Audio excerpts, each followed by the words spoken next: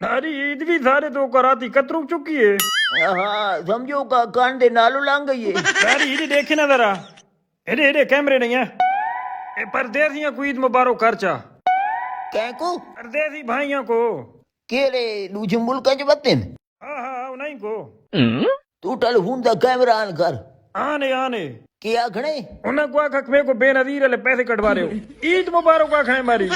सारे परदेसी डोतरा पोतरा को जेरे रिदो रोजगार दी तलाश है, घर तो बाहर वतेन तो आको डाडी जान दी तरफो शाला कणियो बहु बहु ईद मुबारक। आई लव यू टू ए हाँ and happy birthday to you. दादी हैप्पी बर्थडे किरे वाड़ा है बिचे। अंग्रेजी दे विच ये नहीं ना दे नहीं हो वक्त में कौन खेला पता है। मारी दादी इतना तो पता होना चाहिए। हाँ पता होना चाहिए। आखिरी मैं तो मियां वाली डिग्री कॉलेज दे विच प्रोफेसर लगी रही है ना। और बात तू ये सेट कर देने आपे विच हेड़े न खेड़े कर घिन उन्हें को पता है कि डाडी सा को अंग्रेजी दे विच ईद मुबारक आखाए।